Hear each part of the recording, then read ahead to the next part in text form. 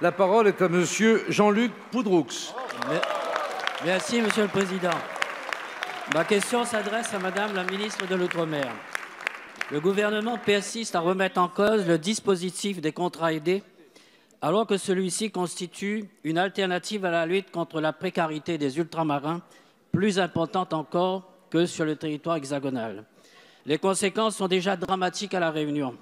La suppression de milliers d'emplois constitue un coup de poignard porté aux personnes placées en situation de forte précarité, aux bénéficiaires du RSA, aux personnes en situation de handicap, à nos jeunes de moins de 26 ans.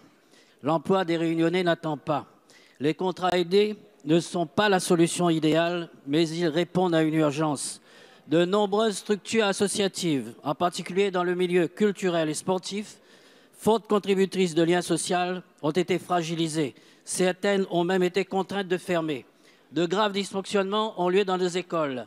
Les équipes administratives se sont fortement réduites. Cela a un impact sur le fonctionnement pédagogique. Les enseignants sont fortement déboussolés. Les parents que nous sommes sont inquiets quant à l'hygiène et à la sécurité de nos enfants ainsi mis à mal.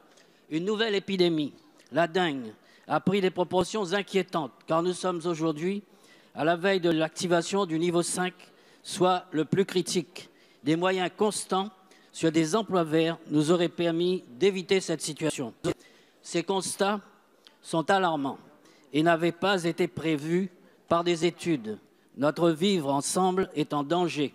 À La Réunion, nous avons le sentiment que votre gouvernement a baissé les bras et qu'il a tiré un trait sur la mise en place de mesures chocs. Au regard de ces éléments, que comptez-vous faire, Madame la ministre? Merci, Monsieur le député. La parole est à Madame Annick Girardin, ministre des Outre-mer. Monsieur le Président, Mesdames et Messieurs les députés, je tiens tout d'abord à vous féliciter, Monsieur le député Poudroux, pour votre arrivée dans cet hémicycle. Je l'ai déjà dit l'année dernière, ici, devant vous tous, l'ajustement a été brutal, effectivement, pour les contrats aidés dans les territoires d'outre-mer. Et c'est d'ailleurs parce que nous avons tenu compte des spécificités, des difficultés des territoires d'outre-mer que le gouvernement a décidé de maintenir un nombre de contrats aidés beaucoup plus important dans les territoires d'outre-mer. Les spécificités des territoires d'outre-mer, ils sont défendus au sein de ce gouvernement, ils sont entendus. Par exemple, la fongibilité des enveloppes rend effectivement l'exercice plus souple dans les territoires d'outre-mer. Il faut savoir aussi qu'on a mis une majoration dans les territoires d'outre-mer par rapport à l'Hexagone. Et puis, les contrats aidés sont encore possibles dans le secteur marchand, dans les territoires d'outre-mer, alors qu'ils ne le sont plus possibles dans l'Hexagone. Vous l'avez vu, nous prenons bien en compte donc ces spécificités. Mais je suis d'accord avec vous, c'est d'emploi durable dont il nous faut parler et c'est ce qu'attendent nos jeunes dans les territoires d'outre-mer. C'est pour ça que j'ai travaillé sur l'écosystème des aides économiques dans les territoires d'outre-mer. C'est 2,5 milliards d'euros qui viennent aider les entreprises d'outre-mer à faire face à toutes ces difficultés, mais surtout à se développer mieux dans les territoires d'outre-mer et dans leur bassin maritime.